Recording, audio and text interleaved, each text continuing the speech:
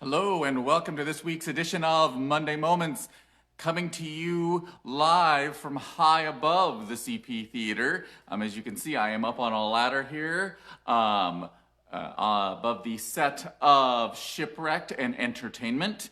And we're having an adventure today because I'm up on the ladder, and the adventure will be, will I plummet to my death?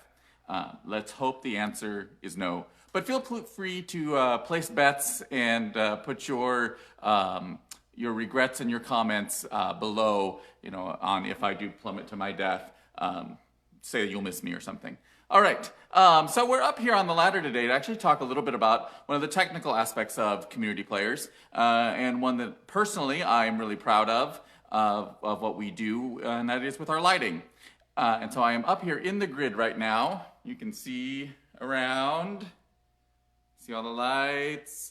Ooh, this is a perspective that you will see nowhere else, is up here. And so I'm up here to kind of show you something that we do a lot of with our productions, and that's the use of something called gobos. Gobos stand for Go Before Optics. Also, it is the name of my cat, but that's another story.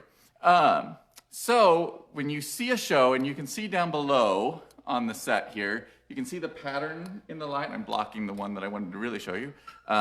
You can see the pattern in the light. In this case, you're seeing a wave pattern. And so this wave pattern is for the show it's when they're sailing on the sea.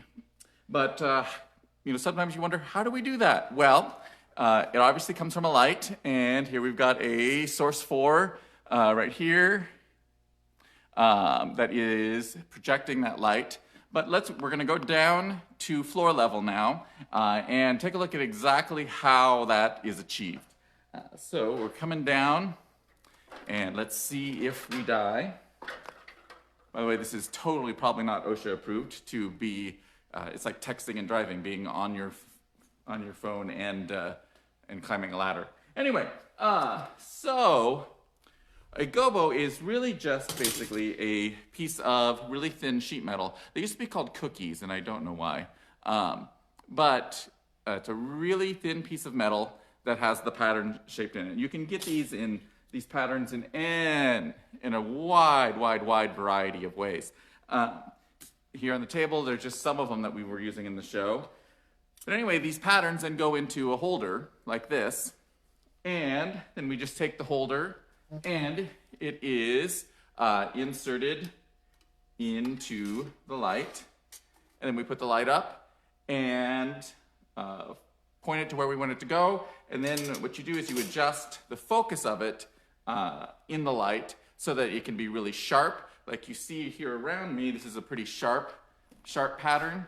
Or you can also make it so it's not as sharp, and so it's just kind of more the suggestion of a pattern.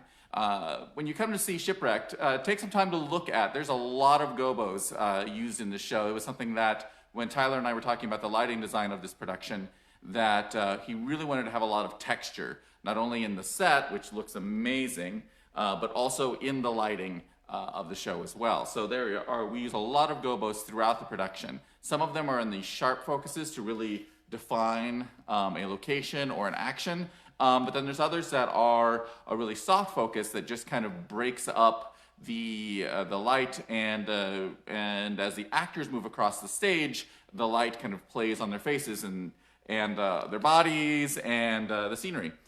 So anyway, that is a quick lighting 101 for you for today's Monday Moments, and it's kind of the adventures that we have by putting up equipment here. But there is a lot going on this week at the theater. Obviously, we are opening Shipwrecked on this Friday. Make sure that you spend your Valentine's with us on an epic adventure, Shipwrecked and Entertainment.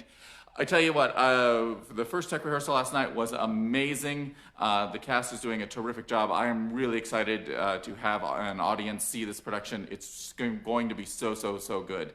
Now watch, I've jinxed it. Then also coming up next week, we've got auditions for Flaming Idiots. And make sure you audition for that, because that is a fun show. It's a farce. It's about two morons who are trying to open a restaurant, and neither one of them knows anything about running a restaurant. be sure you audition for that show. We're also still currently looking for stage managers for that show, so if you're interested in that, shoot me a message. And there's just, I should also mention that this Saturday of Shipwrecked, this is our special Saturday special, and Super Saturday. And so all tickets are only $10 for the production, and we also have a liquor license that night. So you can come, have a drink, enjoy the show. Maybe if you need to make it up because you forgot Valentine's Day, you could bring your significant other for that. Buy a drink and drown your sorrows there. All right, I think that is going to wrap it up for us, but make sure you get your tickets for Shipwrecked. The show is going to be amazing. It's a great adventure, and we will see you. Wait, sorry, I was wrapping up and I forgot one other thing. If you want to learn more about our upcoming productions, we are excited to have officially launched our own podcast because we jumped on the podcasting bandwagon, and we have a podcast called Places, Please. And the teaser episode is already out and available, and you can get it on all of your podcast players, iTunes, and whatnot. But the week of the show, we always will put out an episode about 15 to 20 minutes long that will give you some more information about the show. Kind of talking about the concepts in the show, some background about the playwrights, and basically kind of think of it as an audio version of the director's notes. And we know people really enjoy reading our director's notes. So it'll make you the smartest person in your row when you come to see the show. It's kind of designed so that you listen to it in your car on the way to see to the theater to see the show, or you listen to it right after the show so you can kind of decompress and think about what you just saw. All right, now I'm going to wrap it up. So thanks a lot, and we will see you next week.